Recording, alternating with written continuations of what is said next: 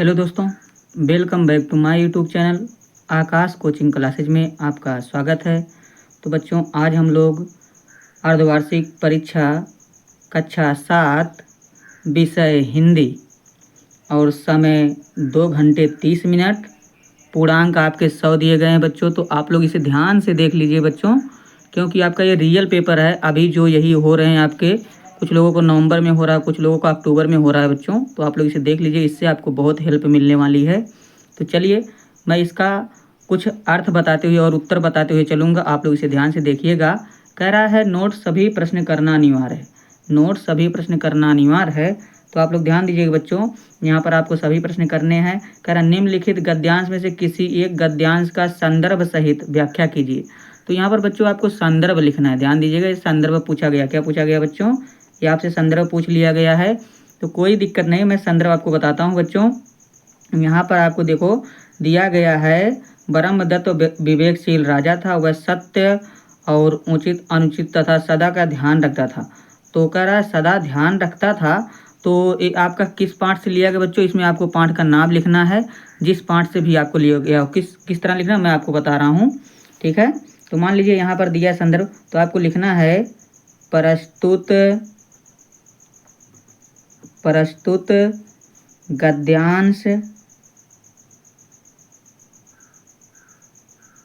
हमारी पाठ्य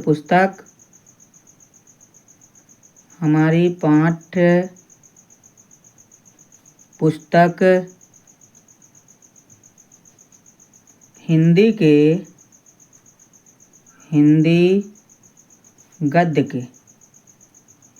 गद्य के तो जिस पाठ से लिया गया होगा, आप लोग यहाँ पर पाठ का नाम लिखिएगा बच्चों, बीच में इन्वर्टेड कामा करके, ठीक है।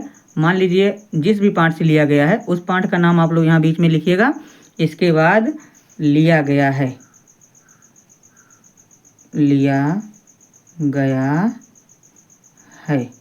इसके बाद, और आपको पता है बच्चों, इसके बाद आपको लेखक का नाम लिखना है। तो यहाँ पर आपको लेखक नहीं मिलेगा, क्योंकि मैं जानता हूँ ये ब्रह्मदत्त नाम का जो है ये जातक कथा से लिया गया है। तो आप लोग लिखिएगा, और जातक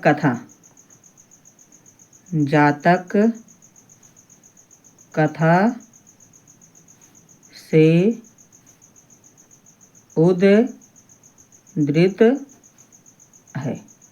बस इतना लिख दीजिएगा बच्चों। ये आपका हो गया संदर्भ। संदर्भ के बाद आपको व्याख्या डालना है, क्योंकि व्याख्या बोला गया। व्याख्या में आपको क्या करना है बच्चों? यहाँ से लेकर यहाँ तक वही उतार देना है।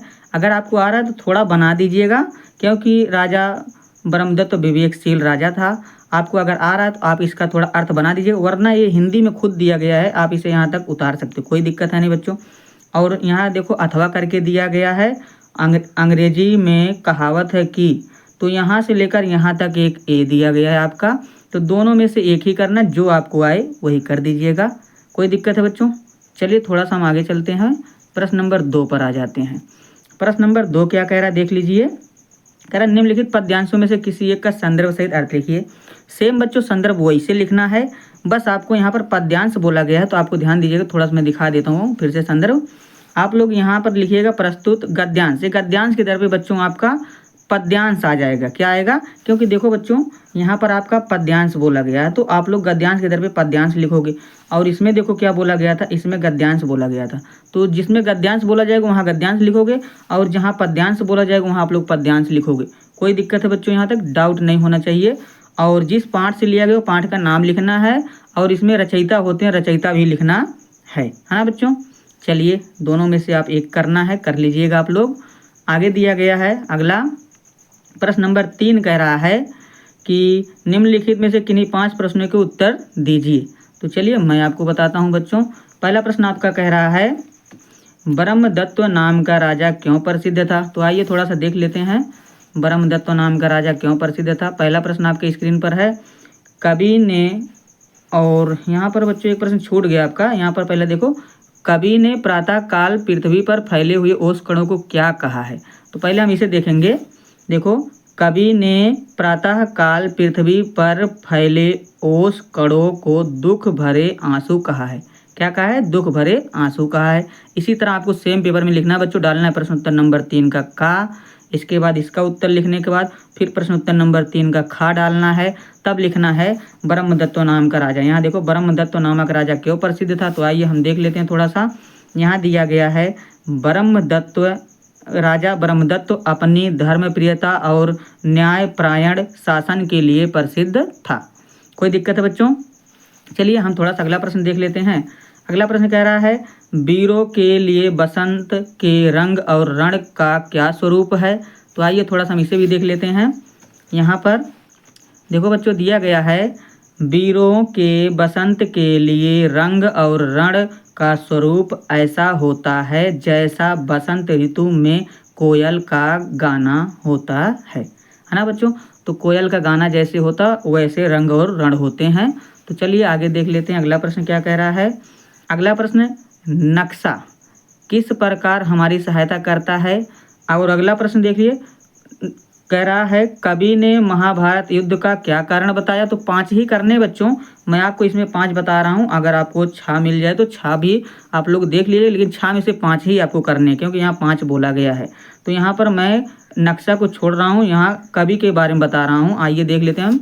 चौथा प्रश्न कह रहा है कवि ने महाभारत युद्ध के कारण को कौरव और पांडवों के बीच फूट का कारण बताया। क्योंकि कौरव और पांडवों के बीच में जब फूट पड़ गई इसीलिए युद्ध हुआ था, है ना बच्चों। चलिए हम थोड़ा सा आगे चल लेते हैं। आगे चलने के बाद अभी आपको हम आगे दिखाते हैं कुछ। अब यहाँ पर बच्चों अगला प्रश्न आपका कह रहा है डॉक्टर प्रभात का चेहरा किस दुखदाई स्मृति से काला सा हो गया। तो आइए हम देख लेते हैं बच्चों।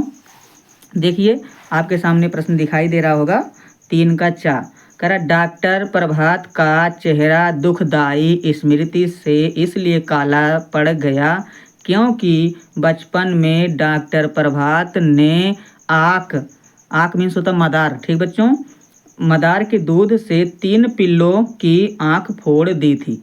तो बच्चों वह डॉक्टर प्रभात जो था पिल्लों की आँख में डाल दिया था बच्चों, इसीलिए ऐसा हुआ। चलिए कोई बात नहीं, आगे देखते हैं। प्रश्न नंबर 4 कह रहा है निम्नलिखित शब्दों के अर्थ लिखिए। जिज्ञासा, जयो, सरोरूह, प्रतिबिंब, कृपाण, उदत और सुरम्य, ओज। आप लोग इसका अर्थ खोज कर लिख लीजिएगा बच्चों। चलिए हम थोड़ा सा आगे उस तरफ चलते हैं। उस तरफ क्या दिया गया है बच्चों। पहला प्रश्न आपका दिया गया है यहाँ 5 नंबर में, कह रहा निम्नलिखित मुहावरों के अर्थ लिखिए और वाक्य में भी प्रयोग करना है। तो बच्चों देखो मैंने यहाँ पर अर्थ लिखा है, इधर वाक्य प्रयोग भी किया, आपको बताया है, आप लोग देख लीजिए। तो टच से मच ना होना, अपनी जगह या बात पर स्थिर रहना। तो पुलिस की धमकी के बावजूद भी चोर टच से मच ना हुए, है ना बच्चों। जगह कम के कारण थोड़ा नहीं लिखा गया है, लेकिन आप लोग समझ सकते हो। आगे हृदय से लगाना मतलब बहुत प्यार करना। अब इसका वाक्य प्रयोग होगा वर्षों बाद बेटे को देख कर माँ ने हृदय से लगा लिया। ठीक बच्चों। आगे उदास हो जाना मतलब मुस्कान लुप्त हो जाना, उदास हो जाना या चेहरे की हंसी चली जाना, बात देखिए बच्चों। परिणाम मतलब रिजल्ट का परिणाम आते ही या सुनते ही उसके चेहरे की मुस्कान लुप्त हो गई। अगर कोई बच्चों फेल हो जाता है तो उसका चेहरा कैसा हो जाता है आपको पता होगा। 9 2 11 होना मतलब भाग जाना। पुलिस को देखकर चोर 9 2 11 हो गई, है ना बच्चों। तो पुलिस को देखकर चोर 9 2 11 हो गई। आगे ध्यान दीजिए बच्चों, यहाँ पर दिया गया निम्नलिखित शब्दों के 2 2 पर्यायवाची शब्द लिखिए। तो चलिए घर, सूर्य, वृक्ष, दिन और चंद्रमा। मैं आपको पर्यायवाची दिखा दे रहा हूँ बच्चों। यहाँ देखो ये आपके पर्यायवाची शब्द दिए गए हैं। घर का गृह, निकेतन, भवन। और सूर्य का रवि, भास्कर, दिनकर। और वृक्ष का पेड़, तरु, बिटप। दिन का वार, दिवस, वसार। और चंद्रमा का चाँद, शशि, इंदु, है ना बच्चों। आइए आगे चलते हैं। अगला प्रश्न कह रहा है निम्नलिखित शब्दों के तत्सम रूप लिखिए। तो तत्सम लिखना है आपको। यहाँ आइए मैं तत्सम आपको दिखा देता हूँ बच्चों। तत्सम रूप में कर्म का यहाँ कर्म गलत दिया, कर्म ऐसे लिखा जाता है, तो तत्सम हो गया। नवीन मीन्स नया होता है। और जयति का जयति रहेगा बच्चों, आप लोग देख लीजिएगा अपने किताब में। सुवर्ण का स्वर्ण हो जाएगा। धर्म ऐसे रहेगा, धर्म का ऐसे सीधा हो जाएगा, धर्म आपका सीधा लिखा गया यहाँ पर गलत लिखा गया। आगे शशि, शशि यहाँ पर ये सही लिखा गया है बच्चों, और यहाँ दुर्लभ है, दुर्लभ का ये सही लिखा गया है। आगे ध्यान दीजिए, अगला प्रश्न आपसे कह रहा है निम्नलिखित शब्दों के विलोम लिखिए। तो चलिए विलोम लिखना, बूढ़ा, नवीन, राजा, पूर्ण, दिन। तो आइए मैं विलोम दिखा देता हूँ बच्चों। यहाँ देखो विलोम दिया गया है। बूढ़ा का होता है जवान, नवीन का होता है प्राचीन, राजा का होता है रंक, रानी, प्रजा। तीनों में से कोई आप लिख सकते हो राजा का, तीनों सही है।